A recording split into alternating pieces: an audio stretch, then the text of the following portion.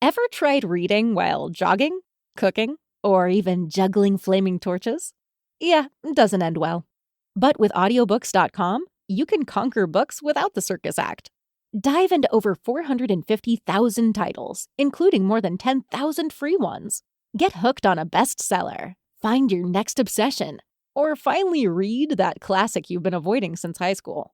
And here's the inside scoop. Sign up today for a free 30-day trial and snag your first 3 audiobooks on the house.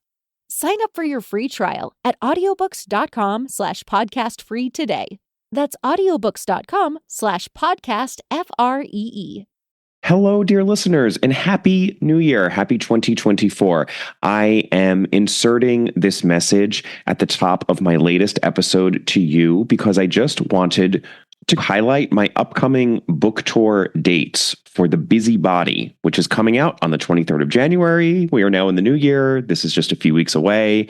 And I figured this is the perfect time to remind all of you in the US, if you can make it, if one of these events is close enough to you, to come by and see me, because I would love to see as many podcast listeners as I possibly can on this tour. So real quick, if you live in or near the Los Angeles area, on Tuesday, January 23rd, I will be appearing at the Diesel Bookstore in Brentwood Country Mart at 6:30 p.m. That is very close to where I live. This is my local bookstore event, which felt like an appropriate way to launch this book tour for my mystery.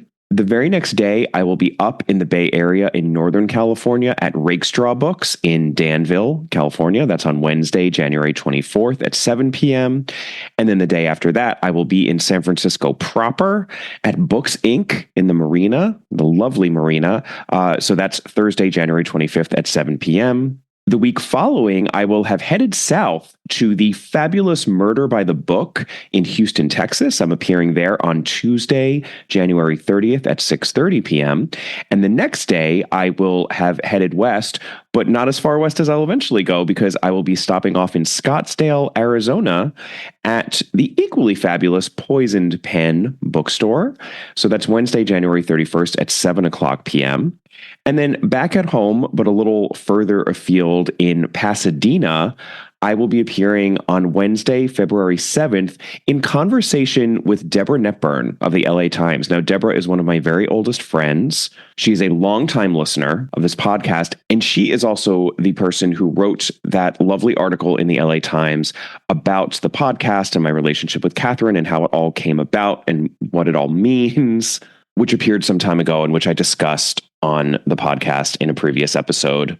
So she is going to be appearing in conversation with me at Roman's Bookstore in Pasadena, a wonderful old bookstore in Pasadena, one of my favorites in the area. That is at 7 p.m. on Wednesday, February 7th. And then rounding out this leg of the book tour, on Tuesday, February 20th, 2 weeks later, I will be in conversation with a different person. This is with Iris Yamashita, who is the author of 2 thrillers, City Under One Roof, which came out in early 2023, and Village in the Dark, which comes out this year, February 13th of this year, to be exact. So on the 20th of February, we will be talking together about both of our most recent books at Chaucer's Books in Santa Barbara, California. So if you live near Caucer's or can get to California, I hopefully have you covered in terms of events that I'm doing there, which makes me very happy since, of course, I live in California, and California has such a rich history with the mystery tradition. I have a bunch more dates on the East Coast. Many of them are still being worked out. Those will all be in April of this year, so I will not be bothering you about those for several weeks, if not months, but rest assured, I will let you know about those as well. I wish I could go absolutely everywhere to every city, and I've already heard from a number of you asking if I could come to this region or that region, and please know that if I can, I will, but I obviously can't go everywhere. I so appreciate the enthusiasm that people have expressed for The Busybody. I know many of you have pre-ordered it and championed it online and spoken about it with your friends. And if you could continue to do that, I will continue to appreciate it. It's yet another expression to me of the strength and warmth of this community that Catherine and I have built over many, many years now. So just know it really means a lot to me, however you can express your support. But I do hope that I can see some of you in person at some of these events. And there's no need to take furious notes from what I was just reciting way too quickly, probably. This is me, after all. I tend to speak a little too quickly at times. So if you'd like to check out the details for any of those events, just head on over to my author website, which is kemperdonovan.com. No punctuation, no spaces. I have included a link in the notes to this episode, which will take you specifically to the news and events page of my website. And all of these events are laid out for you there with helpful links to each wonderful bookstore where I will be appearing. Thank you so much for your time in hearing me out on this promotional front. As you can probably tell, I'm very excited about the book coming out. I can't wait for you all to read it, and I hope that you all enjoy it as mystery lovers and, of course, as Christie lovers. I think there will be a lot in there for you to delight in, to use one of mine and Catherine's favorite words. All right, and now for today's episode. Welcome to All About Agatha, the podcast dedicated to reading and ranking every single mystery novel written by the Queen of Crime, Dame Agatha Christie. I am Kemper Donovan, and what an honor it is to be joined today by 3 co-hosts, all of whom have experience putting on plays by Agatha Christie, because that is going to be the focus of this episode, listeners, which is the next installment of my All About Agatha and the Theater series. In past episodes, I've spoken to the theatrical scholar Julius Green about the history of Christie in the theater. I've spoken to the playwright Mark Shanahan about adapting one of Christie's novels for the stage. In future episodes, I'll be engaging in a textual analysis of at least 2 of Christie's plays, similar to what my partner Catherine Brobeck and I did in relation to Christie's novels and short stories. But I have yet to discuss what it is like to take the text of a Christie play and make it come alive, to bring together a group of actors, to build sets and costumes, to engage in light design and stage blocking and the assembling of props, and all the other million little things that go into putting on a show. The reason I have not discussed this process is that I have never been involved in the production of a Christie play, and that is where my 3 co-hosts come in. Among the 3 of them, they have been involved in productions of 6, a cool half dozen different Christie plays: Spider's Web, The Mousetrap, The Hollow, Murder on the Nile, The Unexpected Guest, and A Witness for the Prosecution. I am actually going to let each of them introduce themselves in turn. Otherwise, this intro by me, which is already running long, would be in danger of going on way too long. So take it away, fellas. Hi, Kemper. It's so good to be back. Brad Friedman here. I started reading mysteries at a very early age. I love the Hardy Boys, the 3 Investigators, Encyclopedia Brown. I started reading Sherlock Holmes when I was probably 9 or 10. We had this incredible babysitter named Stephen Levy who liked to tell my brother and me stories in serial format. So we had to wait to hear the endings through several sittings. And the best story he ever told me was the one about 10 strangers invited to an island who were killed off one by one. So that was my introduction to Agatha Christie before I even knew her name. But several months later, I was in a drugstore with my mom, and while she was shopping, I scrolled through the carousel of paperback books, and I found this one about 10 strangers invited to an island who were being killed off one by one, and I begged my mom to let me buy it. And that's where my love affair with Agatha Christie began. I read all her books for the next 20 years, and I found other authors along the way who I liked almost as much. So I was a real mystery junkie. And I also learned somewhere along the line that she'd written plays and wanted the chance to see one of them. But that didn't happen until the early 80s when I went to England to visit my brother who was at school there.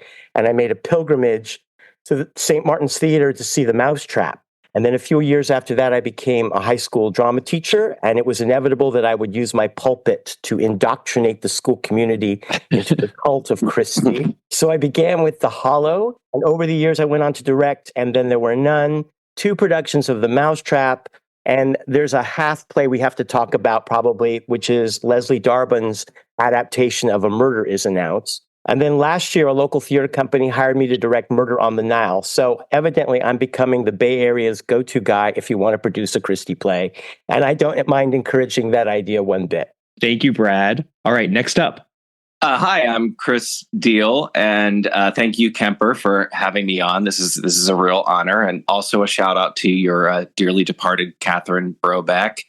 Yeah, my Christie origin story, as you like to say, actually also involves, as Brad said, a babysitter, because my Aunt Vicky was babysitting my sister and I, and my sister went upstairs and played with my cousin Shannon. And as I liked to do, I usually hung out with the adults. And so I stayed up with my Aunt Vicky, and she turned on Helen Hayes in A Caribbean Mystery. And that was really kind of my way into Agatha Christie. And then I looked up her books, and I really kind of started with Marple, Sleepy Murder, ironically. Was my first. And so I had that love of Christie, but I was also loved theater, and was very much involved in theater in high school back in Pennsylvania, which is where I grew up. I eventually moved out to California in the late 1990s to do what a lot of people do, try to become an actor. I did the obligatory extra work for a while. You can probably see me best in an episode of The King of Queens in season 1. But I got tired of that, and I really just found that theater was my passion, and I knew it was never going to make me money. It's very hard to make money in theater, as you all probably know. But it is my passion, and I hooked up soon after I got to California with a little 90-seat theater in Chino, California, and I'm still with them. I'm currently their co-artistic director. I was president for a while. We've done some great things there. I've directed and acted all over Southern California. And yes, I've directed Agatha Christie, and I just this year did Witness for the Prosecution, which I'm sure I will be talking about later. Fantastic. Thank you, Chris. All right, our final co-host, last but not least. Hello. So I'm Jamie West, and I've spent pretty much my entire career working backstage in London's West End, but I'm also a murder mystery author as well on the side. And like most other murder mystery writers, I've of course been influenced by the work of Agatha Christie. And unlike most Christie fans, I came across the novels a bit later in life. I didn't read them all when I was young, which seems to be a theme for a lot of Christie lovers.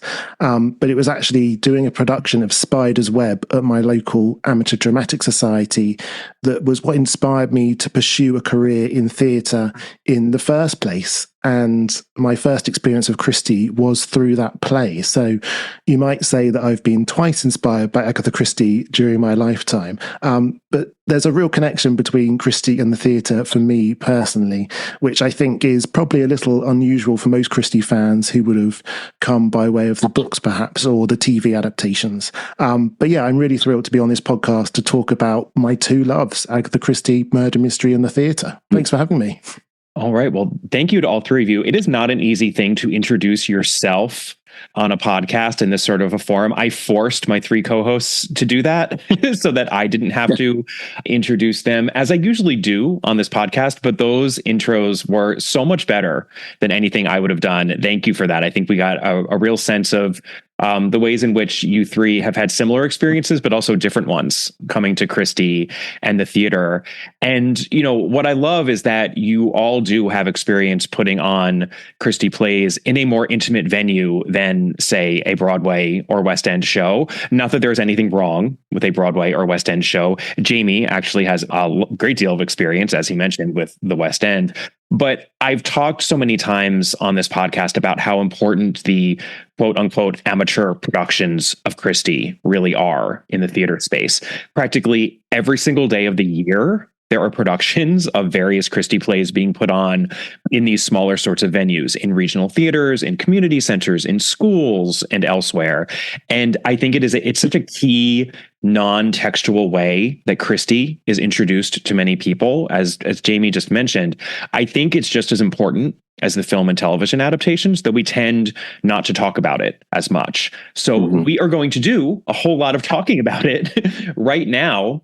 I mean, I will start off with, I think, what is perhaps one of the more obvious questions that at least comes to my mind when I think about Agatha Christie and the theater and this phenomenon of all these productions all year round, which is, why do you think that Christie's plays are still performed as regularly as they are, especially in these more intimate venues? What is it about her plays that appeals to the audiences in these spaces? And I guess another way of asking this question is, do you think her plays continue to be performed for the same reason that her books continue to be read and adapted for the screen? Or is there something different that makes theater people and theater audiences go back to these plays time and time again?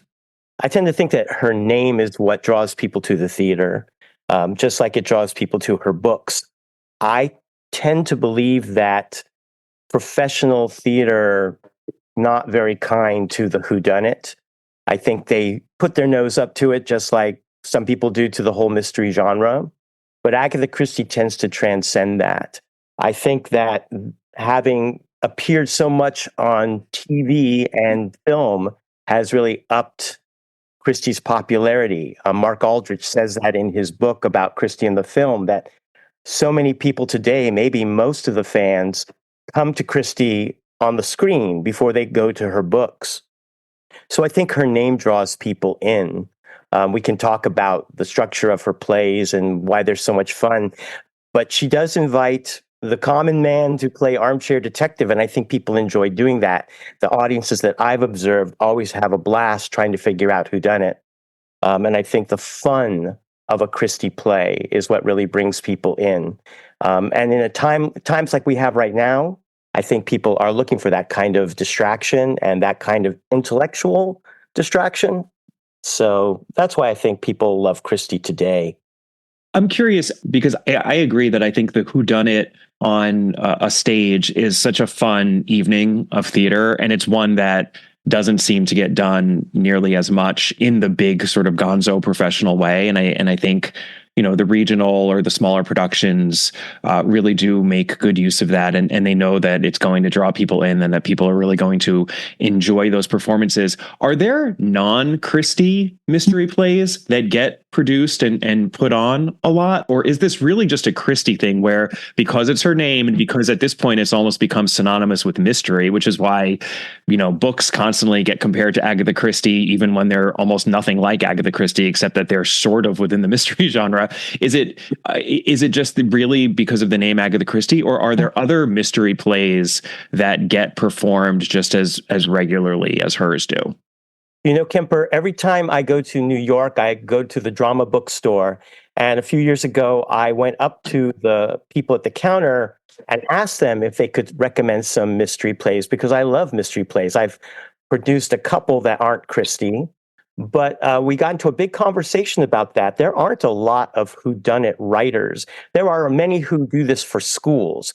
I'm sure the other guys, Chris is working in a theater company and is probably always on the lookout for plays, and you'll see lots and lots of titles, you know, Murder in the Southern Mansion, and they're all kind of spoofy parodies of Agatha Christie. There's a guy named Fred Carmichael who's written dozens and dozens of plays that are focusing on schools and community theaters. But the mysteries that come to mind, like those by Anthony Schaefer, they're not really whodunits. They have twists. They're really wonderful. And they're not the only thing that Schaefer has written. Ken Ludwig has dabbled in mysteries lately, but they have a spoof element like all his earlier farces. So I don't know if there are too many people who do on a professional basis what Christie managed to do. I directed Dial M for Murder at the same theater that I did Witness for the Prosecution. And so that's Frederick Knott. I believe he also wrote Wait Until Dark. But those are definitely not. Dial M for Murder has some elements of Christie, but not really. It's really a different animal. An Act of the Imagination by Bernard Slade. I don't know if anybody's familiar with that one. That's a really fun mystery that kind of has a lot of twists to it. But yeah, like Brad was saying, it's a lot of spoof stuff and a lot of things that are mysteries, but not really whodunits. So Christie really definitely, I think, corners the market on that particular kind of play. Yeah, I'd agree. I think with the difference between Agatha Christie and a lot of, like you said, the spoofs and the whodunits that we often see on tour, especially in the UK, that crime kind of genre, not in the big touring venues, but in the smaller touring venues, are still really popular around the UK and thriller plays in general. But Christie took theatre really seriously.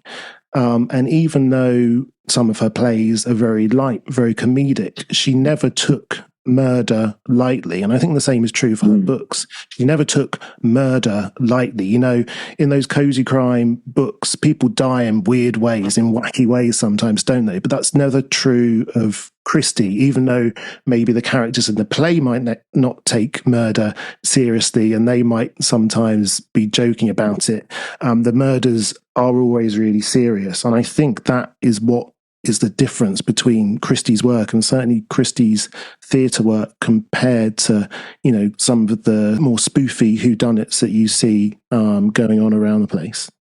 That's really interesting. I think that's such an important distinction to make, and I never really thought about it until you brought it up. And it's funny because as I was preparing for this conversation, I kept on thinking about the one mystery play that I had ever been in, which happened when I was in middle school.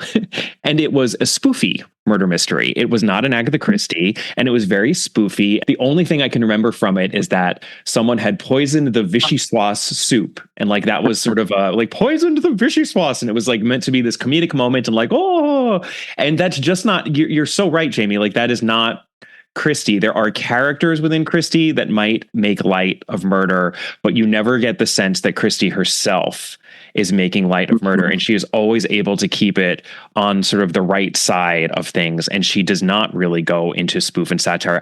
I love parody and I love spoof. And this is something that Catherine and I talked about many times, though, is that I'd say 95% of those murder mystery spoofs, be they plays like Anthony Schaeffer's Sleuth, which is absolutely brilliant, you know, one of my favorites, and the movie as well, you know, or movies or television shows. The spoofs usually don't have fully crafted, solvable whodunits at their center. And the reason why is that they're hard to do. Like, they're hard to do. They take a lot of work. And if your main focus is the spoof, is the comedy, I think that it often feels beside the point and like, why should I bother? But it's frustrating to, I think, a fan of the whodunit genre, because you want that sort of cohesive whodunit at the center of it.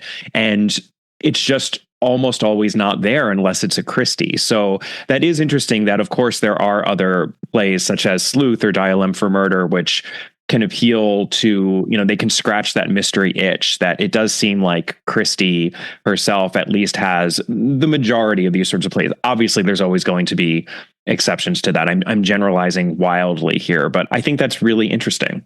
Yeah, one of my favourite at the Edinburgh Fringe this year, and also I think they've done the Agatha Christie International Festival as well. They've been involved in that. Is a spoof improvised play called Murder She Didn't Write, and they make a murder mystery up on the spot every night. And of course, a whodunit is a really great framework to hang something off of, because everyone knows what's expected. You've got to introduce the characters. Someone's got to die. Then there's an investigation. Then there's a twist. So it's a really great framework for a night of improvised comedy. And it is entertainment. It's fantastic.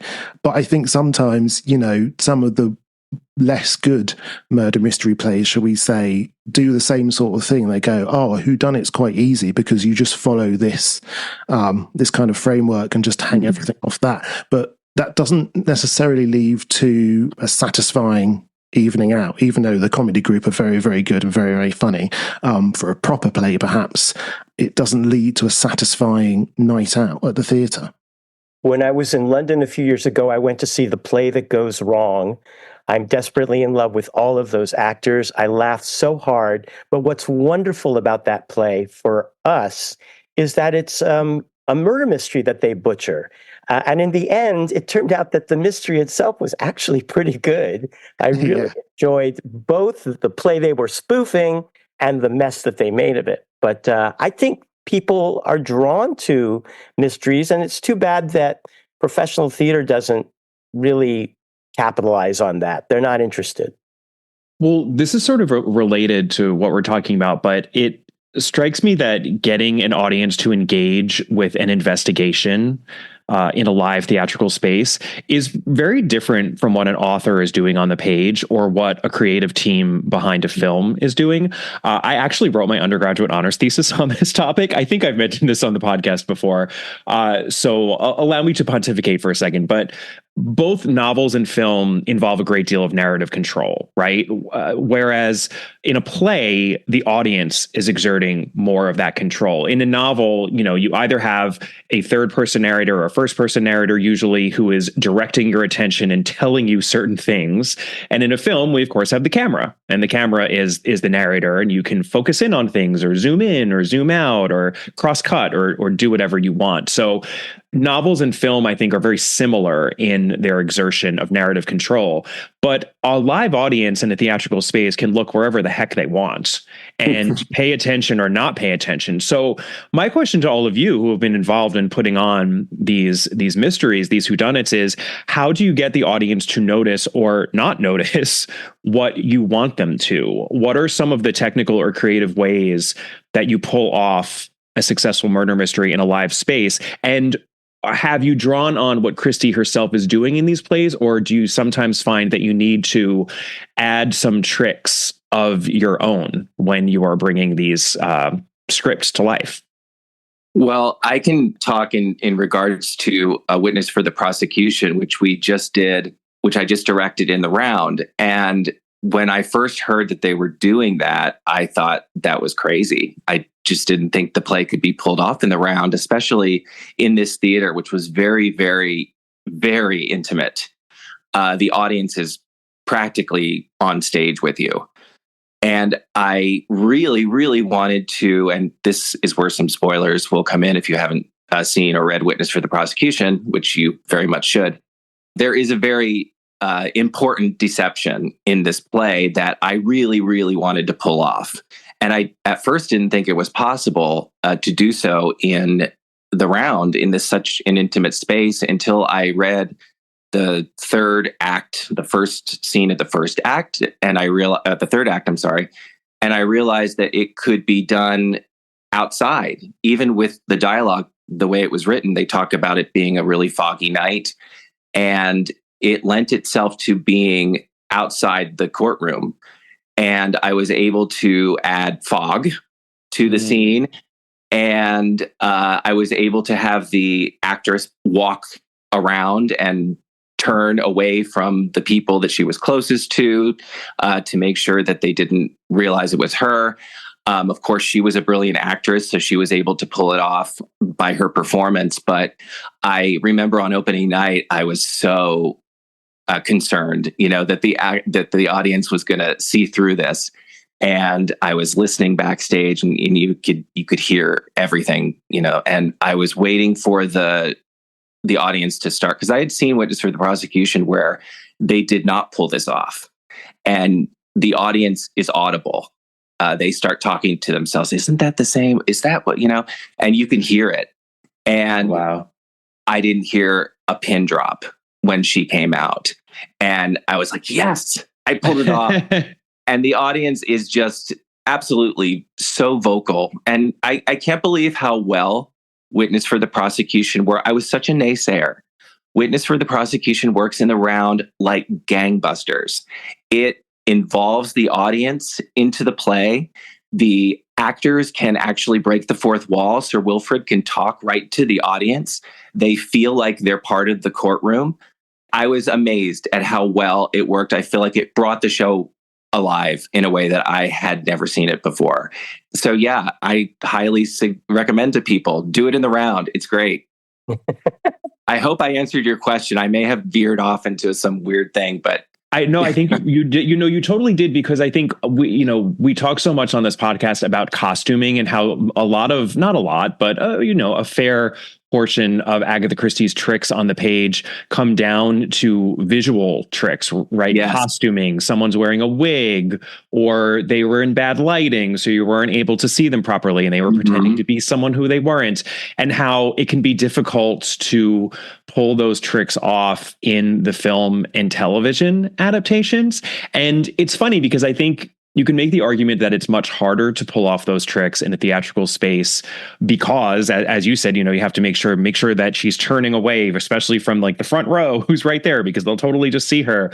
Right. But once you actually do pull it off, I think that it can be that much more powerful in a theatrical space because we're sort of trained as audience members in live theater to be okay with makeup and sort of like I don't think it's as jarring for someone to be dressed up or in some way costumed as a different person in live theater as it sometimes is in film. And even though you can have all of the, you can do a gauzy lens over the camera, or maybe you can shoot someone from far away.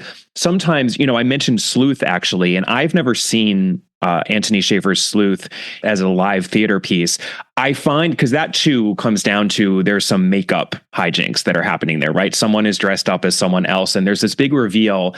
And in the movie, it's slightly awkward because you're like, it feels like it's a little obvious, right? Like you can sort of tell that someone has been dressed up as someone else before the reveal. But I think if you do that right in a live theater space, you're not going to be able to tell because people are already wearing heavy stage makeup, right? Like we're used to the fact that everyone, even if they're not dressed, trying to be a different person, is wearing heavy makeup in theater just because you kind of have to be because of the light shining. And there's there's kind of a convention there that we don't have necessarily in film and TV. So in a way, if you do it right, and it sounds like you did, so congrats to you and for witness for the prosecution, the reveal is that much more effective. Is that fair? I would say definitely. What I found also is that you have to, there's a fine line because you can't look like you're trying to hide her identity. You can't look like you're trying to hide something. When you're presenting clues just in general, there's a nuance to it. You can't, have somebody basically just hold something up and say, this is a clue. You have to let the audience know it's important without basically having sirens going off and saying this is a clue, Yeah. I'd love to talk about And Then There Were None. Sure. Because I thought of a couple of examples from our production that kind of give an answer to your questions. The first part of that answer is that Christie herself includes so many wonderful stage directions that if you follow them, they work. At the very end of And Then There Were None, and I won't spoil this because who knows if anybody who listens to your podcast has ever read or seen And Then There Were None. At the very end, Vera is left alone on stage, except for a dead body lying right below her. And the stage direction says this: suddenly she hears the low laugh coming from the study door. She turns her head slowly in that direction. The laughter grows louder. The door slowly opens and you know who enters carrying a rope in their hand. So I just did that. We had, our sound, we mic'd the actor off stage. Vera is standing there freaking out because she's just shot a man. And then you start to hear this and it builds and builds, and the audience just started to. And when the door slowly opened and she turned to look, and this person who you all thought was dead walks onto the stage, they screamed. And that's exactly where you want to have your audience at that point. So Christie herself did that for me. But there was a moment earlier on that I kind of wanted to play around with. One of my favorite characters is Emily Brent, because she's so awful. And what you learn in the script is that, she's got one of the few murders that happens on stage. She's talking, she's freaking out, she's starting to get all biblical, and then she goes to sit down upstage, and then you have to figure out how to stage the following scene so that everyone walks near her, just in case people are paying close attention to who might have gone over there to kill her. but I introduced that scene. It was a stormy night. We had real rain behind the windows, and Emily is alone on stage reading her Bible. She's reading, and as she reads, the lightning starts to crackle, and the thunder and all that gets louder and louder. And then, as she gets more hysterical, we did a big crack of lightning and thunder. The interior lights went out, and I placed an actor dressed as the drowned Beatrice Taylor behind the window in the rain, and the audience screamed. Particularly this young lady I know screamed, and I really enjoyed that as well. And then when she died, basically in the script, they just sort of noticed that she's dead. But what I did was I actually had her fall over, and we put a syringe sticking out of her neck. So I got a little gory, and I loved it. So, yeah, that's me playing around with Agatha Christie. Sorry, Agatha. I'm sure she would love to too.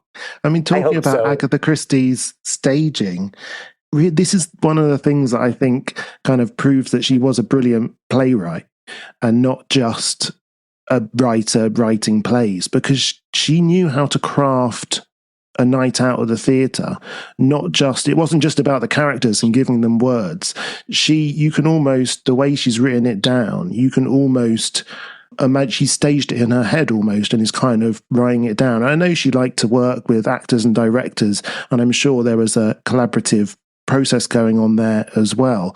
But I think, that really stands out for me. And as time goes on, from the plays from Black Coffee, which is staged in quite an old-fashioned way, right up to Go Back for Murder, one of her much later plays, you can see the evolution of how she's kind of keeping up with modern theatre practice almost. A bit like her books. The books are all she kind of set them in the times that they were, and they all feel of their time, I suppose. But the plays, I think, were very much the same way. The plays and the staging that she wrote moved with the time. They weren't Agatha Christie plays that she didn't just do one thing, basically. She didn't do the same play with different plots. She really did evolve as she went on. I'm so glad you brought that up, Jamie. I think that really is an important point, and it's true. We covered Black Coffee actually for a Patreon episode, and I remember thinking how busy it was. It's a little complicated because sometimes stage directions get added after the fact, and what makes it into the Samuel French version that you're reading, was that actually what Christie intended? It's hard to be sure, but even with that being said, it feels like a very busy, sort of overstuffed play in terms of the direction. And there are people constantly going in and out and in and out. And I think that's also the sort of play that it is. So perhaps that's appropriate for that play. But I agree that I think you could see an evolution in the way that she just actually writes these plays. And we also know that she was not afraid to collaborate. I suspect, I'm just basing this on, general knowledge of Christie amassed over the years, nothing specific. So take it with a grain of salt. But I suspect that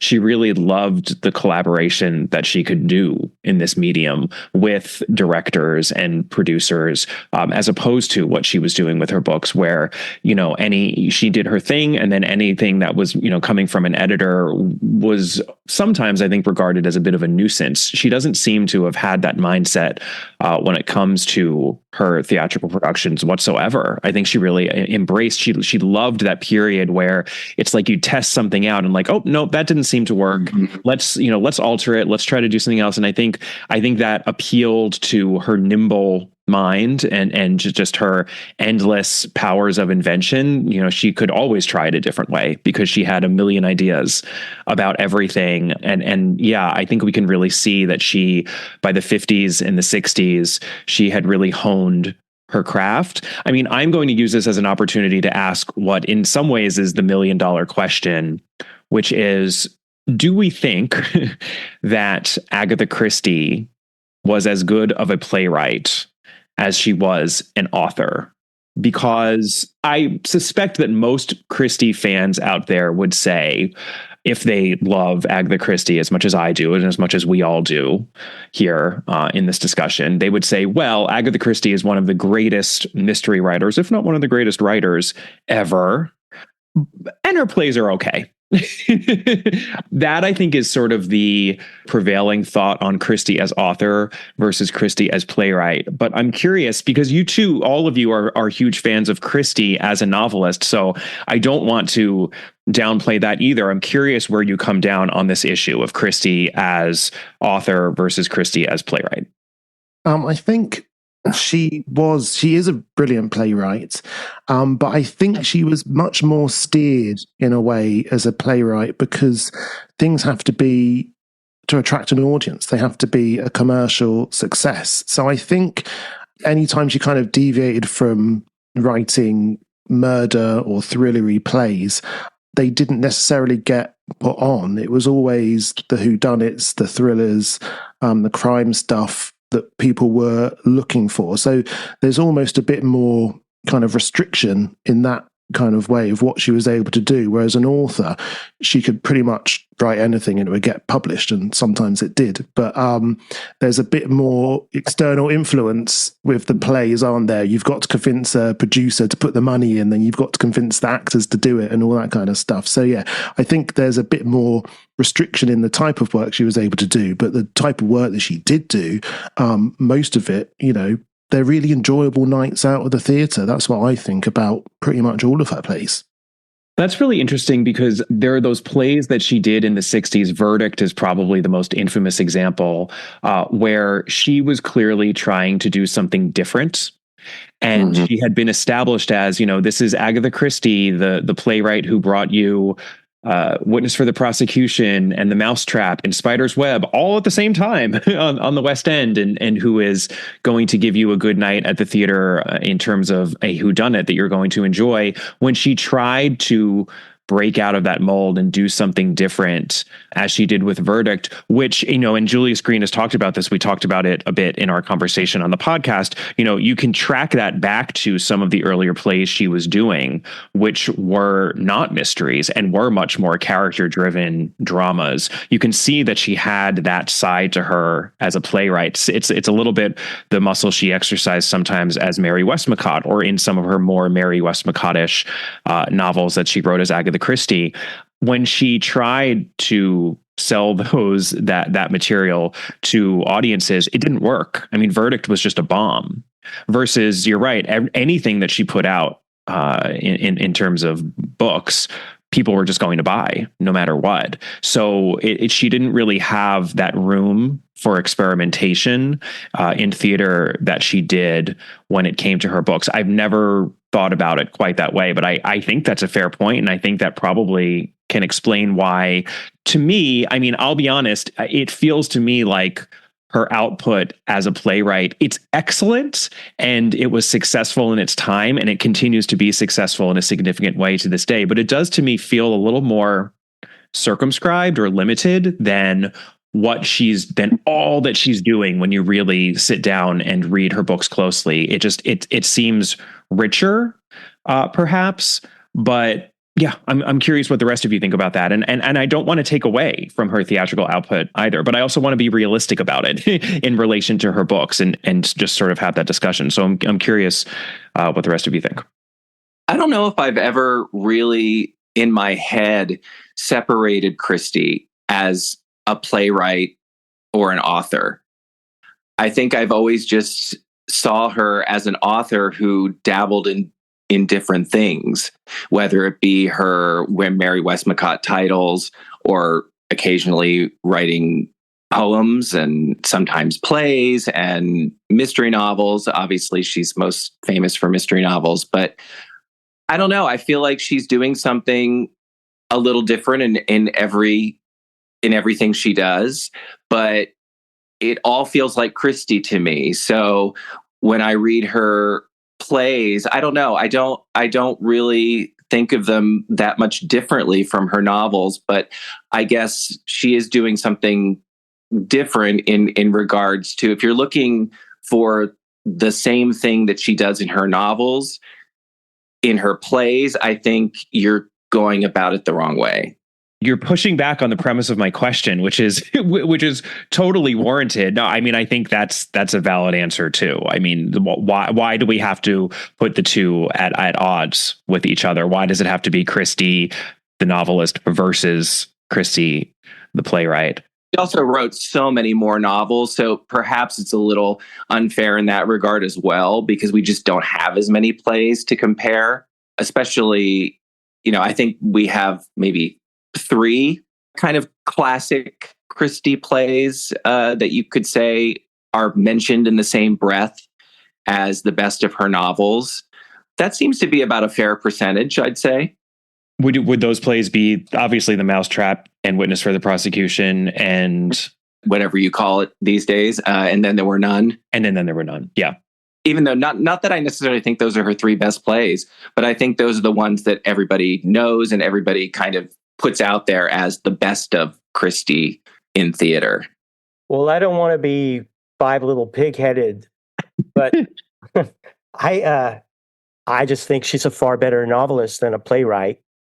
She was a successful playwright, and I think we have to admire her restraint and her understanding of what it took to transform some of her novels into plays. Although Five Little Pigs, one of the greatest books of all time, let alone mysteries, should have been a great play. And I think Go Back for Murder is pretty terrible. I don't know what she was thinking. But for the most part, when she adapted a novel, she did a pretty good job of it. And she understood that you have to drain some of the rich puzzle element that I think make her books better than the plays. But I came to her as a novelist for 15 years before I saw a play. And The Mousetrap is fun as heck. But I don't know. I just think she's a better novelist. But you know what? Again, this is a complicated question, Kemper, because when I did Murder on the Nile, Death on the Nile is one of my top 10 Christies. I adore that book. And I was so excited to direct that, but I hadn't read it yet. And when I read it, I discovered that 4/5, 80% of the puzzle from that book has been wiped out. Most of the characters in that play have no motive for killing Kay Mostyn, who is the Lynette Doyle of the play. And yet, that central triangle between Lynette, Jackie, and Simon has always been rich and dramatic, and she really focuses on that in the play, so it wasn't a wholly lost cause. But if you ask me to compare the two, the novel is a million times better than the play. And yet, Witness for the Prosecution is a much more brilliant play than the short story. So I don't think we can give an easy answer to this. But I will say what Chris said, that you named 3 titles that are absolutely brilliant. That's actually not a great percentage from the output. As you pointed out in an earlier podcast, Kemper, she wrote a lot of plays, and they're not all nearly as good as those 3 titles. Yeah, I would give a shout out to Spider's Web, which I think is actually a really successful, light comedic mystery play of hers as well, that I'd actually, I think, put that above And Then There Were None. I love Spider's Web. I mean, it happens to be the 3 that were on the West End at the same time. Little coincidence there, but I think that Witness for the Prosecution, The Mousetrap, and Spider's Web are all excellent. What I love, I did not plan it this way, but each of you gave a different answer to my question as to whether or not Christie is a better playwright than an author. And I think it's a tough question. As Brad just said, it's complicated. It's kind of a vexed question because it depends on, I think, how you first came to Christie. It depends on how you're looking at her. I love Chris's answer of why do we even have to pit the two against each other? These are all things that Christie did. It's obviously just not a question that has a single answer or an easy answer. But asking questions that don't have easy answers when it comes to Christie is what we do on this podcast. So I'm happy to have gotten that multi-pronged answer from all of you. This episode is brought to you by BritBox. Yes, listeners, the holidays are over, and perhaps you're feeling a bit deflated about that, but there is still tons of content to cozy on up to in the new year over at BritBox. In fact, maybe you've made yourself a New Year's resolution to watch more top-quality British television productions, top-notch mystery content like Vera, and Father Brown and Shetland and The Bay and the new spin-off of Death in Paradise, Beyond Paradise. Maybe you've got some holes to fill in your viewing of Agatha Christie's Poirot, or the BBC Joan Hickson Miss Marple series, or the ITV Agatha Christie's Marple series. You know what? It's all right in one place on BritBox. So start the new year off right and sign up for BritBox today to stream Archie and other fan favorites from any device. I have a special limited time offer for my US and Canadian listeners. Get 50% off your first month when you sign up for a monthly plan, but only if you go to BritBox.com and use my promo code Agatha at checkout. Don't wait. Get 50% off your first month. Use promo code Agatha at BritBox.com.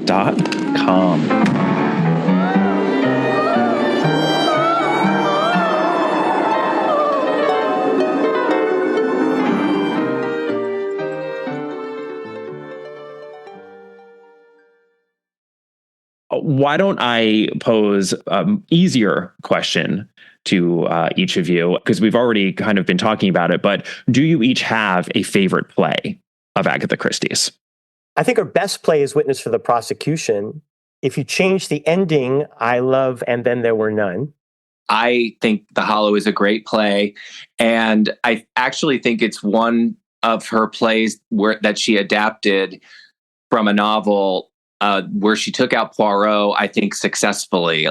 That's the one play where I actually don't miss Poirot. I really miss him in Murder on the Nile, for instance, but I don't miss him in The Hollow. And I actually think that might be one of her adaptations that actually is close or equal to the book. I really like The Hollow. Yeah, me too. I love The Hollow. I think it shows, as well as being, an original playwright, Agatha Christie was a good adapter as well, which is sort of, a skill in its own right, adapting for the theatre. And it's funny, we're coming up to Christmas now, and in the UK there'll be an Agatha Christie adaptation, and there'll be all the people saying how the adaptation doesn't match up to Agatha Christie. But I think when you look at the things that she did adapt and the things she was happy to change, she was really happy to kind of mess around with these things. So yeah, we've won that argument, I think, in the UK. When people moan about that, I've got that in my back pocket to tell them. I think she liked to change things. I think she liked to give her audiences something different. The people who had read the book, I think she liked to surprise them again when they came to the theater. So I think she really gleefully changed things from her book. And it's funny because when people adapt her novels, they always go or at least they often will try to be more faithful, when she was never faithful to her own books. None of us have worked on Appointment with Death. And there were reasons for that for me, because it's two gigantic sets and like 1,000 people, and there's a little bit of stuck in its time stuff about the native characters, as there was in Murder on the Nile, which I had to get rid of. But that's an example of Christie, I think, improving on the novel to a certain extent, in that the solution in Appointment with Death is 1,000,000 times better than the one in the book. I agree with that. And I think I agree with the point that she changed these endings gleefully. I think that if we look at John Curran's Agatha Christie's Secret Notebooks, one of my big takeaways from getting a peek behind the curtain at how Agatha Christie created these novels in particular is that she had 1,000,001 ideas, and she tinkered around with, even in her books that seem to have a high concept that must have been her starting point. My favorite example of this is Crooked House, and we won't say what the big twist is in Crooked House, but there's a big sort of, oh my God, that person did it. And if you look at her notebooks when she was tinkering around with the idea and kind of, figuring out what was going to happen in that story, she was potentially going to have a lot of different characters within that cast end up being the one who done it. So I think that she often did have these kind of alternate solutions in her head, and that it sort of pleased her as, getting another bite at the apple, so to speak, when she could reconfigure the story and do something a little different. I know she changed The Murderer when she adapted The Secret of Chimneys really early on in her career. And of course, she was very much willing to excise Poirot, which is something I did want to ask you all about specifically. I mean, Chris, you just mentioned that you didn't mind that Poirot was taken out of Murder on the Nile. Is that right? Or that you did, actually? I did. Yeah. It was The Hollow that I didn't mind. The Hollow, right. Out of. But The Murder on the Nile, I feel like Poirot just seems so central to that story. I just feel like he was really missed in that. Brad, you having put on a production of Murder on the Nile, I'm curious if you agree with that, because it's Canon Pennefather, I think, who sort of takes on the role of Poirot in that story. That's right. Well, I do. The Hollow is a book where people argue that Poirot should never have been in it. And I think that conflict between Poirot and the entire Angetel clan is one of the great parts of that book. But on the other hand, when you get to that play, it's the richness of the characters, the interaction of John Christo with all the women in his life, and then what happens after his death with the family trying to confound the police as to which of them was the killer. That's the real drama of it. And so we lose the whole Poirot stepping into the carefully staged murder scene, but that's not a big loss for that play. But the central drama in Death on the Nile, I think, for many of us, is that for one of the only times that I can think of, Poirot is sort of personally involved. His feelings for Jackie are so rich and deep, and his feeling of loss at the end is very profound. And you don't get that because Canon Pennefather is not really a detective. In fact, he's sort of a detective / suspect. He's the Pennington character. And he's not... There's a scene at the end where he sort of feels bad, but he has not developed that relationship with Jackie. And I'm sorry, I think I'm getting spoilerish here. So don't listen anymore if you haven't read the Death on the Nile. Fast forward a minute. Fast forward. But at the end, it's you don't get what you get in the book or in the movies. That powerful moment at the end where Poirot feels a real sense of loss because he tried to stop her. Although I will say, and I think Julius Green might have pointed this out to you, that they were toying with the idea, Christie was toying with the idea of having it all be a dream. That after Canon Pennefather says, "Get out of here, don't let evil into your heart," he uses Poirot's words to Jackie in the first act. At the very end, he says, "You should have listened to me." And she said, "If only I had listened, if only I had listened." And the lights change and we're back to that moment. And she steps off the boat before the murder has even occurred. And then Simon walks in and says, "Where's Jackie?" And Canon Pennefather says, "She's gone somewhere." It's a Twilight Zone ending and it didn't work and she abandoned it. But think of the possibilities. I love that she was even willing to write it. I mentioned that when I did my review of all of the plays of Agatha Christie, but I got that from Julius's book because he reproduces it in his book because it's so audacious and it's so interesting that she was even willing to try that out. For me, it's such a sort of dream Twilight Zone scenario because we all have that impulse, especially in a mystery that features characters who we love, where you're like, if you just made a different decision, things could have been okay and you could have been happy. And Death on the Nile is the book more than any other where I feel that. I mean, I really feel so bereft at the end of Death on the Nile where I'm just like, oh, I really wish that this didn't, end as tragically as it did for those involved. I will not be spoilery. But yeah, so it makes sense to me that that's the play where she at least tried it out. But that too, I think that shows, this sort of spirit of experimentation. And I touched on this in my conversation with Mark Shanahan because he has, of course, recently adapted a Poirot novel, The Murder of Roger Ackroyd, and he chose to keep Poirot in his adaptation. And we were talking about the fact that, it's a different calculus today adapting a Poirot novel for the stage, because I think if you took Poirot out, audiences would be enraged because they're like, I was promised a Poirot novel. You'd better give me a Poirot novel. That, that's something that I think when you're adapting Christie's work and you're not Agatha Christie yourself, I don't think that you have the right or the authority to take Poirot out, unfortunately. And perhaps, the adaptations suffer as a result of that. But I don't know. I mean, I've never, to be perfectly honest with you, I've never really been convinced by the argument that Poirot can't exist on the stage as the investigative force that he is on the page. I just think that it's a matter of finessing the investigation and the portrayal of Poirot. We don't have to have Charles Laughton or Larry Sullivan on the stage hamming it up. We can have a Poirot who functions as an investigator, but still can delight the audience doing his Poirot-ish thing. I think you can have your cake and eat it too. I think Christie was probably scarred by some performances of Poirot that she just didn't like.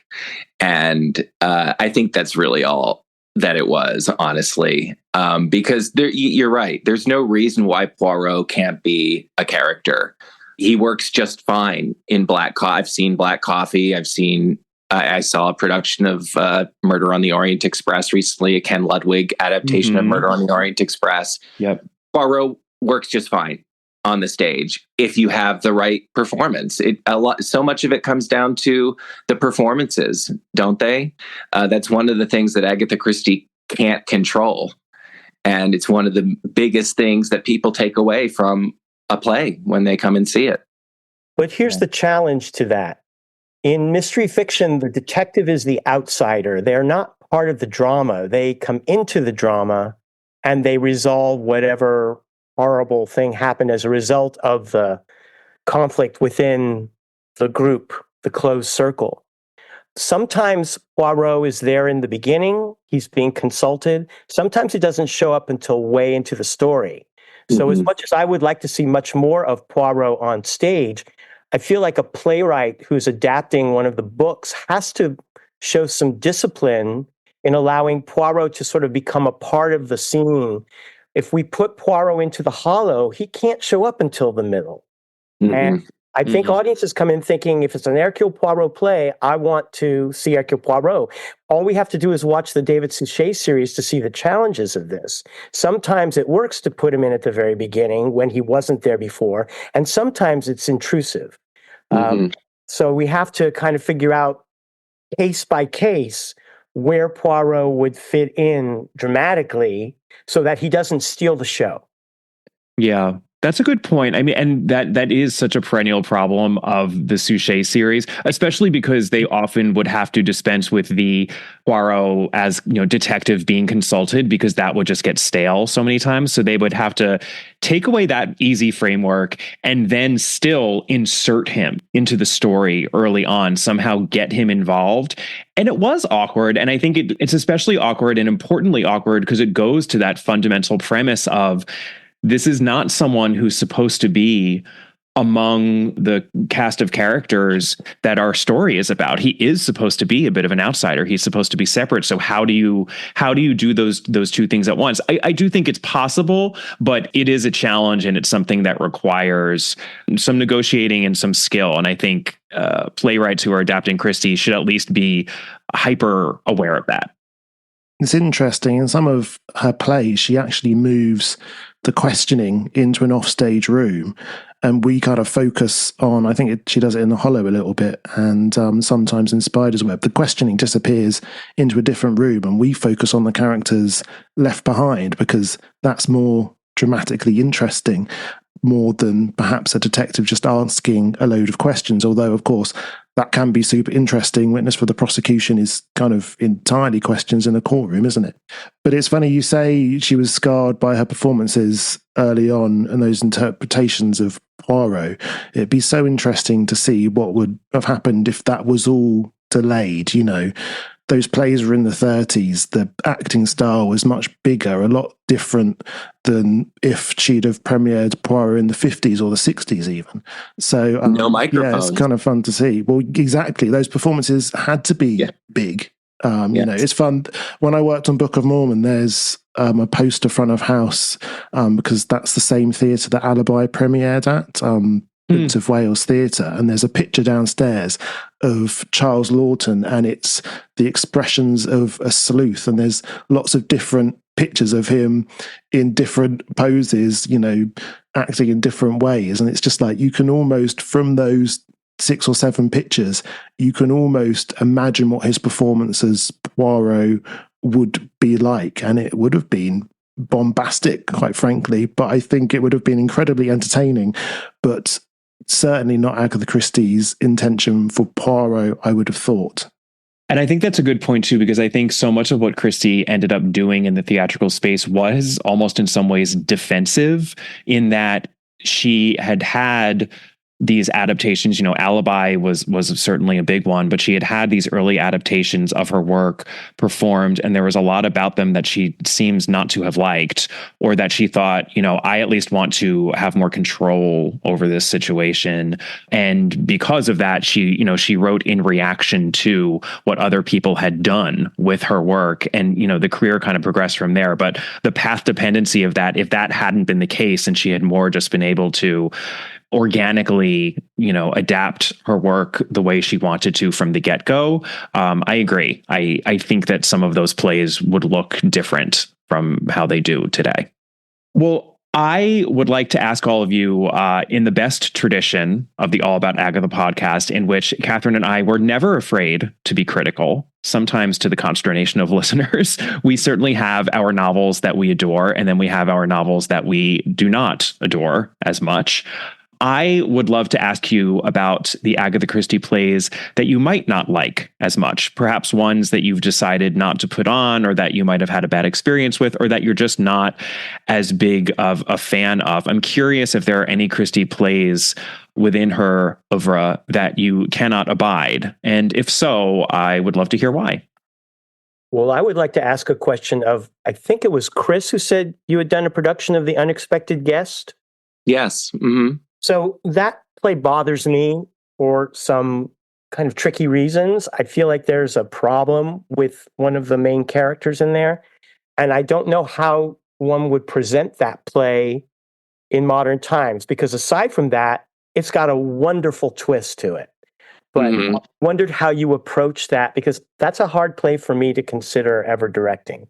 I imagine you're talking about the mentally challenged character. Yes. Yeah, it's been a while since I did that, but I think that's one of the things that comes down to a really sensitive performer and a director that is also very sensitive to kind of the nature of the character and not wanting to obviously offend or present a caricature. I think we did it well. I don't know if I'd go back and watch it now. I may think differently. Times change, even in probably the 10 years that since I've done it. But I think we did it well. I think it's doable. I've read most all of her plays, and I don't know if there's one that I finished and was just like, well, that was a total dog. And that's probably true of the novels too. I always appreciate something.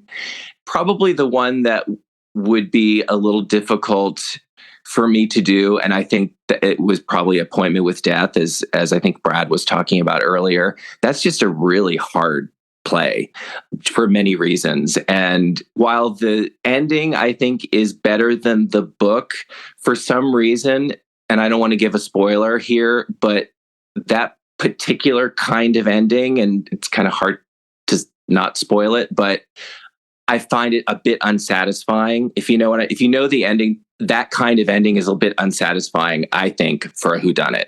I don't know if I should just spoil it because it's a bit cryptic, but we can spoil it for anyone who does not want to be spoiled for the ending to the play version of Appointment with Death. Fast forward 30 seconds. Now go ahead and spoil away, Chris. Yeah, I think having a suicide essentially be the solution is inherently a little bit disappointing as a whodunit. You expect somebody to be guilty, and that doesn't give you that. That's interesting because I disagree, but I'm not that I've seen Appointment with Death performed ever. But, for example, when we were doing our live episode in Torquay for Agatha Christie's greatest short story, we talked a lot about Murder in the Mews, which is a similar trick, right? Where it actually is, in the end, it ends up being a suicide that looked like it's a suicide that's dressed up to look like murder. And even though it's a suicide at the end of the day, there really is no murder. There is the cover up, which is the wrongdoing that's happening there. And in addition to of course, the tragedy of the suicide itself, certainly for a short story, I remember making this point that perhaps if that had been the solution for a full length novel, it would have felt deflating, which is why it's appropriate to do that for a short story. So I see your point. I think some people might feel similarly.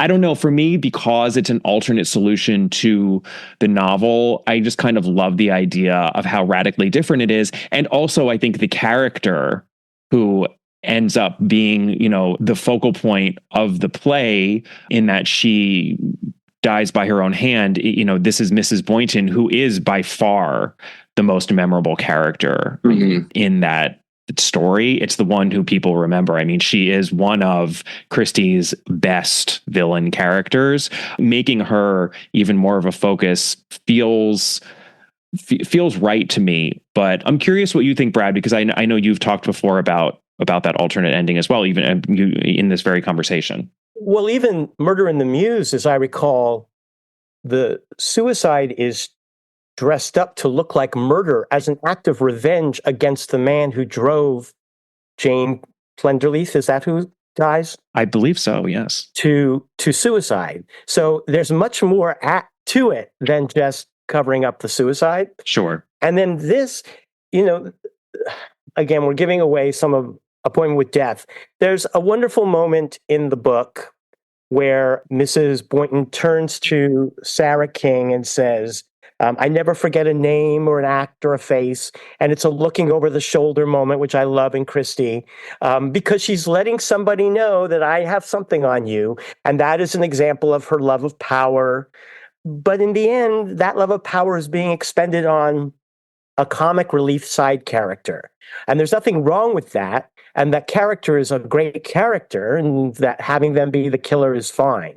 But wow, to kill yourself and make it look like one of your family did it is the ultimate act of malicious power. And I just think as a drama, that works really well. So I do take Chris's point. I don't think any of us likes to read a mystery and find out there's no real mystery. But there's no real murder. Yeah. There's no murder.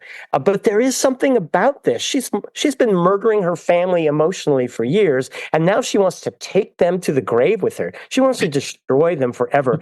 That is so powerful to me that if it wasn't for the gigantic hotel in Act 1 and the huge Syrian dig in Act 2, I would do that show. I wish Hercule Poirot was in it. I don't need Alderman Higgs or whatever his name is. I would like to see Poirot there because I think he would, because he's such a spiritual man, really get into that ending. Yeah, she did. Yeah, you've convinced me. You've convinced me to give it a second chance. Well, good. Will you produce it and cast me as Alderman Higgs? I'll come. I'll live with you for 4 months. So much fun. We'll talk. We'll talk after. Okay. You also bring up a good point, though, which is that many of the Christie plays, especially the ones that do get produced in, these more intimate venues, have smaller casts than Appointment with Death, and crucially have one or two simple sets, right? And then There Were None basically takes place in one room. The Mousetrap very famously has a pretty static set. Witness for the Prosecution, you can do, as Chris was discussing, you can do a lot of different things with it, but you can certainly set it very simply. And I think that goes for a lot of her plays, so that it's actually quite easy to put on these plays in an economical way. That too, I think, has to go toward why Christie's plays are as enduringly popular as they are. Do you think that's fair? That's why The Mousetrap has lasted for 70 years. It's relatively simple to do, although I would say that the set should be very dramatic. I love the high windows in a really well done set, and the snow coming down. but it's a one set piece with 8 characters, and it's so easy to produce compared to some of these other plays. So, yeah. Yeah, for sure. I mean, the Mousetrap, Unexpected Guest was the same way. We just had one set. It's really nice not to have to, and I have to say, doing Witness for the Prosecution in the round was great. Not to as much as I missed having a big Old Bailey set, I would love to do that one day in a huge theater and have a huge courtroom set like that. But to not have to knock that down and go back and forth from that to The Office, and that was a great thing to not have to do that. And it made the play move even better. Yeah, come to London and see Witness for the Prosecution, because it's in an old courtroom, and it's the best setting ever. It's fantastic. It makes it really immersive, and it's fun to see. It's so good, and also the audience form part of the jury, and it's really interesting to look back at the original show, because they kind of mulled over the fact that they might use members of the audience to sit on the jury on stage. In the end, I don't think they did that, but it's kind of fun to see all these years later that kind of immersive idea come to life. Yeah, Witness for Prosecution's fantastic in London. I second that, Jamie. It was a fantastic production.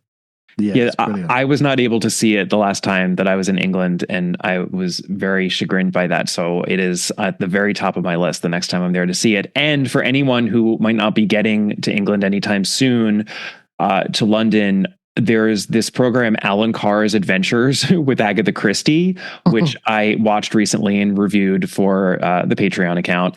And one segment of it involves Alan Carr, who is a fairly famous personality in the UK. People in the US might not know who he is, but he just loves Agatha Christie, and he goes to watch Witness for the Prosecution, and they actually do film on the set, and even while the play is happening. So you get a little bit of a taste of what the play is like. And I was really into that. It was great to be able to get a glimpse of it.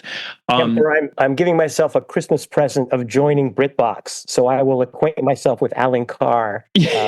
That's right. Yes, it is available on BritBox. Well, I'm curious, among the many plays adapted from Christie's novels that are not written by Agatha Christie, whether you all have any favorites or any that you think don't work as well, because we really have stuck to plays written by Agatha Christie, as we should, in this conversation. But I do want to touch on some of those other plays, because there are many of them, and I think they are also significant when it comes to the overall experience of watching Agatha Christie in the theatrical medium, because often when someone says, oh, I'm going to go see an Agatha Christie play, they're actually, of course, seeing a play that was written by someone else based on an Agatha Christie novel. And I like being able to at least keep that distinction clear, but there's no reason that we shouldn't talk about some of those plays, particularly because we have a number of recent Miss Marple adaptations. Actually, there's The Mirror Cracked, as well as A Murder is Announced, and I know that people have enjoyed both of those shows, actually.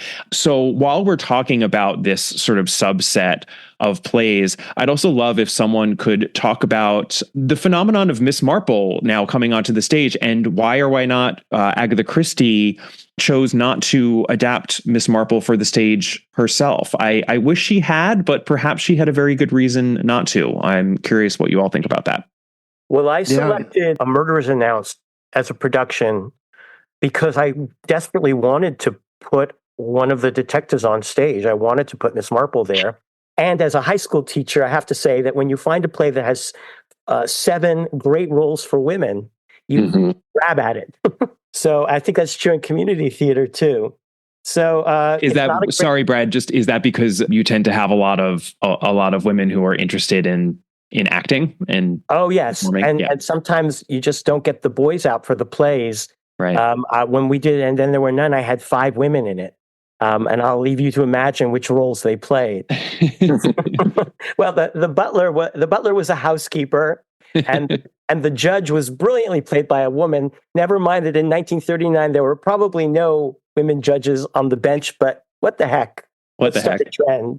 Hey, Mrs. Boyle was a barrister. Yes, she was. That's right, she was. So when we did, and A Murder is Announced, they cut half the characters. There's no Hinchcliffe and Murgatroyd. There are no Colonel Easterbrook and Laura. It's all centered around little paddocks, which is a lovely home. But I found those people who were cut to be more interesting characters than Julia and Patrick, and so I missed a lot of that. But I was so desperate to have Miss Marple there, and I have to say, the young women who played Miss Marple and Miss Blacklock were so wonderful that those moments really sang, even beyond the limitations of the script that I was handed. I've seen A Murder is Announced, and I agree with you, Brad. It feels to me like a watered down version of the novel, almost like a Cliff Notes version. And I missed so many of the just wonderful Christieisms that you find in the book. I feel like we're largely missing from the play, which just kind of focused on the bare bones of the murder plot. And I think that's where a lot of the adaptations go wrong. Honestly, I haven't seen a ton of them on the stage, mostly movies and TV productions that I've seen adaptations of Christie, but I've seen a few of the stage adaptations, and I do feel like they miss a lot of the kind of sparkle that you find, from Christie's own work. I agree with you. The Leslie Darwin version of Murder at the Vicarage is dull, and Murder at the Vicarage should never be dull. No characters. It's a fantastic and hilarious novel. There's no reason why it couldn't be brought onto the stage that way. Yeah. Unfortunately, I missed Kevin Elliott's version of And Then There Were None, which I've in the reviews they said was very bloody and gory, which might have been quite interesting to watch. But on tour, I managed to see an adaptation of The Mirror Cracks, and it was really brilliantly done by Rachel Wagstaff. I think she does a lot of these crime adaptations that tour around the UK, not all Agatha Christie's. It really captured the book, actually, that Mirror Cracks one. So they're kind of fun. They're much more modern and fluid than the stuff that Agatha Christie would have written herself. And it means the more complicated kind of plots and kind of flashing back and flashing forward, you kind of get a bit more these days, which Agatha Christie did kind of do a bit at the end of Go Back for Murder. So she was kind of going there herself, I suppose. But yeah, it just shows that these Agatha Christie plots and the characters are really ripe for adaptation, and people keep giving it a go. It's fun with Miss Marple. I can't remember where I read it, but apparently it was the cutting of Caroline Shepherd from Alibi was when Agatha Christie originally had the idea for Miss Marple back in whenever that was, 1929. So it's down to Agatha Christie's theatre links that we have Miss Marple in the first place.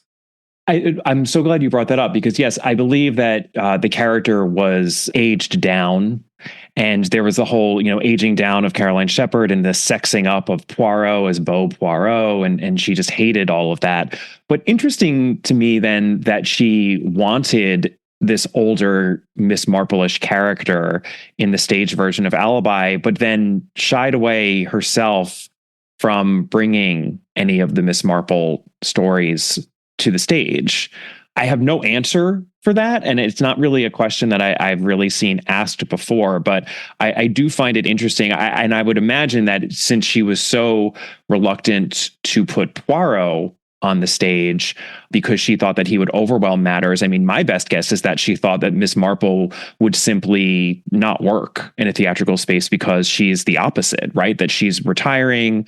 She does not like to draw attention to herself. She's sort of at the edges of things, and her mind is racing away and at work constantly, but that she wouldn't make a good theatrical presence. But it seems as though, again, there are ways to negotiate that issue and to create a Miss Marple for the stage that really works. And there's just such an appetite now for Poirot and for Miss Marple that it's not surprising to me that these more recent Miss Marple adaptations are retaining her and figuring out ways to celebrate her. And I had heard that as well, that the Mirror Cracked in particular really is a great production, and I haven't seen that one or A Murder is Announced, but whenever they are available to me in any forum, I would absolutely run to go see them, because I'm just so curious to see Miss Marple on the stage.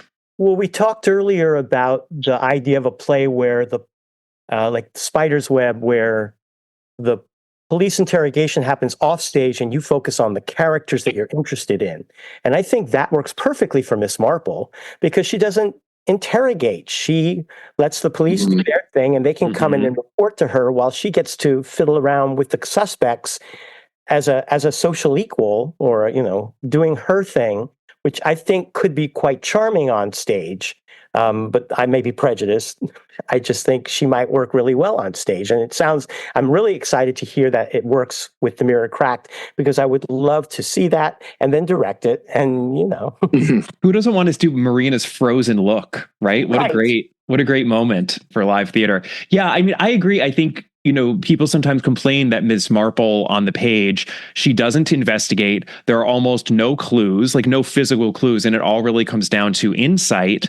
But that, I agree, Brad. I mean, I think that could really work well for the stage. And then she lays traps because she never has any actual proof. And the laying of a trap and seeing that play out in the final act, right, of a play. I mean, what could be more appropriately climactic for a live audience? Watching her choke on a fish sandwich. I mean, exactly. Yes, get 450 from Paddington onto the stage. Seriously, right. I think that's like there's a space, I think, for more Miss Marple. I could totally see an adaptation of Nemesis on the stage. Ooh, yes. Clotilde would be a great character in a play.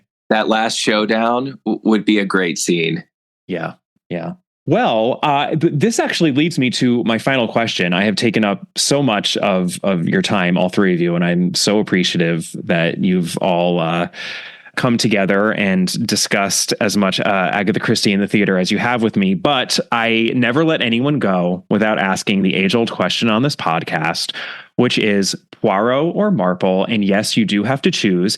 And before we had this conversation, I was thinking to myself that there's kind of an obvious answer here if we're thinking about theatrical output of Christie. But given what we've just been saying about Miss Marple, I don't think this is an obvious answer at all. And then I know that you all are fans of Christie on the page as well. So I'm so curious to hear what your answer to this Sophie's Choice is going to be. Let's go in the same order that we did for our introduction. Brad. Well, when I was a kid reading Christie, all I wanted to do was match wits with her. And if you're looking for puzzles to solve, you go with Poirot. But I'm wiser now.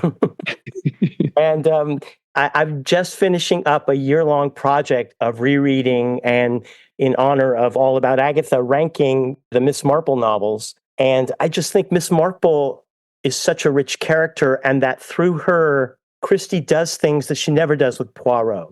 Miss Marple grows and changes. She observes the world changing around her and she comments on it. She has something to do with the way old age can either change with the times or be stuck in the old times, and she changes with them.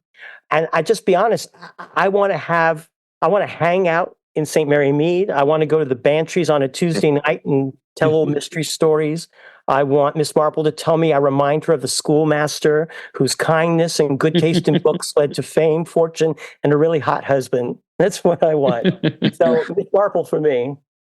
Oh, I honestly, Kemper, when I found out I was going to be doing this was the question that I just, like, in my mind, like, what am I going to answer? Because I adore both of them. But I'm going to have to go with Poirot. And here's why. I started with Marple. My aunt with the Caribbean Mystery started with the Marple books, and I loved them.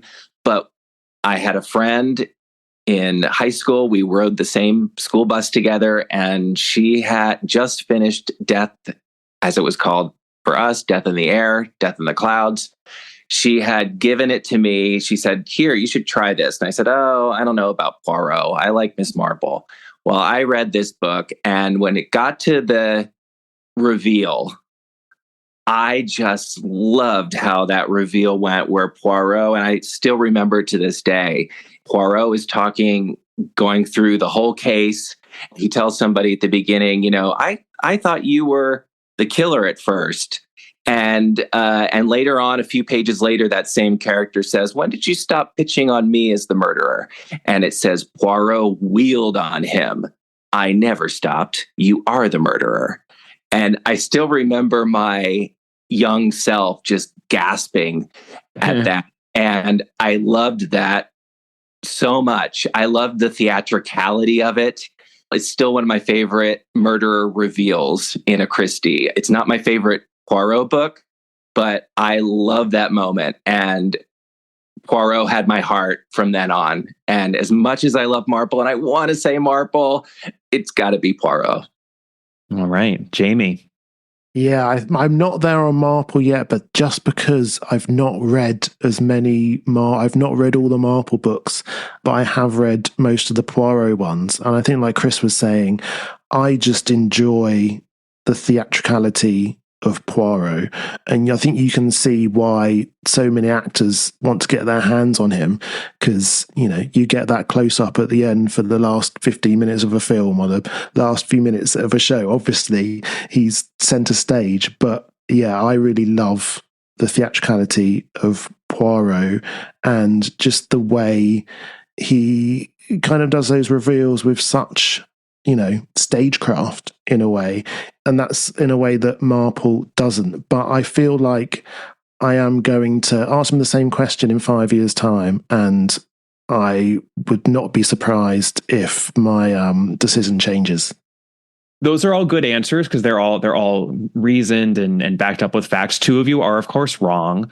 But fortunately, since I'm a Marpleite, as everyone knows, we've got 2 and 2, so that feels appropriate and like an appropriate place to end. And again, I really love, I think, all of the different answers that you all gave, which really show how varied actually the output of Agatha Christie is when it comes to just her plays. And even though we don't have nearly as many plays as we do novels, she is doing a lot of different things. And I think there's just a lot to sink one's teeth into, both as a reader of the scripts, but especially as one who's putting on these plays and then watching these plays. And that's the aspect of Agatha Christie in the theater that we've never really been able to access all that successfully on this podcast, because this is, you know, much more a podcast about readers talking about texts that they have read. And I think this is the first time, and probably the only time, that we're really going to be able to access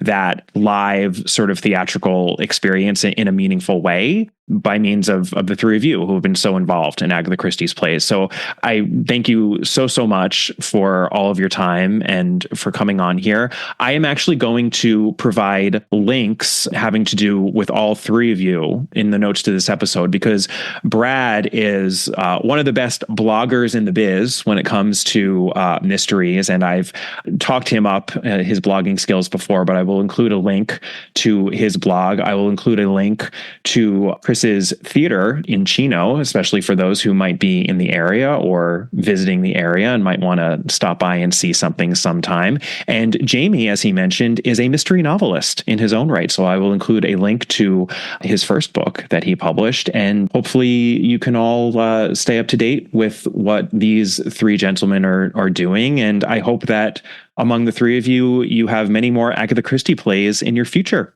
Thank you so much, Kemper. This is great. Thank you very much. Yeah. It was great to meet all of you. Thank you to Brad Friedman, Christopher Deal, Jamie West, three fantastic co-hosts. I knew that we were going to have a great conversation, and they did not disappoint. I hope you enjoyed that half as much as I did. I really love having co-hosts on the show because it reminds me of what it was like when Catherine and I did this together, and that is always how we meant to do this show. So it's such a joy to have fellow Christie enthusiasts on. I really am grateful for their time and their passion. Speaking of Christie enthusiasts, for my next episode, I am going to be interviewing the critically acclaimed best-selling author, Alex Michaelides. He has been on the podcast before. He is a massive Agatha Christie fan, and I do consider him a friend at this point. Alex just so happens to have a book that is coming out around the same time that mine is.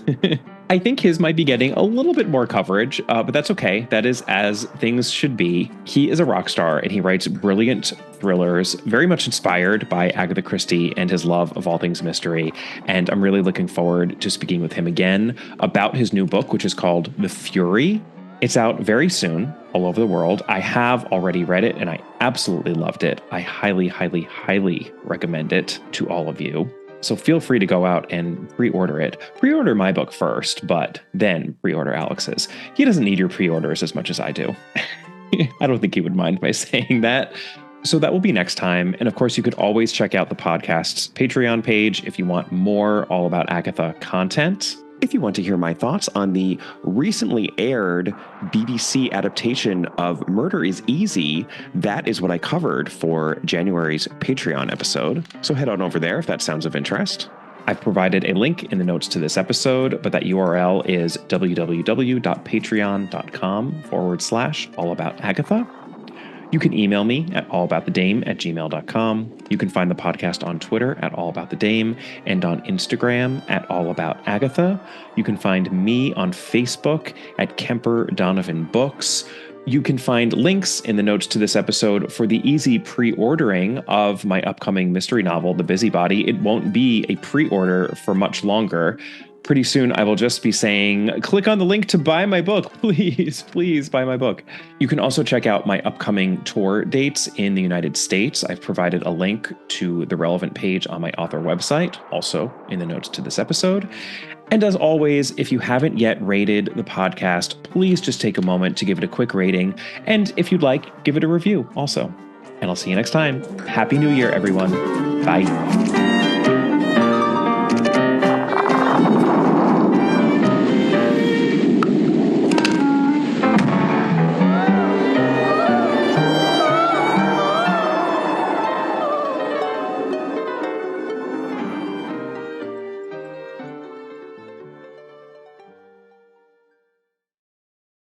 Ever tried reading while jogging, cooking, or even juggling flaming torches? Yeah, it doesn't end well. But with audiobooks.com, you can conquer books without the circus act. Dive into over 450,000 titles, including more than 10,000 free ones. Get hooked on a bestseller, find your next obsession, or finally read that classic you've been avoiding since high school. And here's the inside scoop. Sign up today for a free 30-day trial and snag your first 3 audiobooks on the house. Sign up for your free trial at audiobooks.com/podcastfree today. That's audiobooks.com/podcastfree.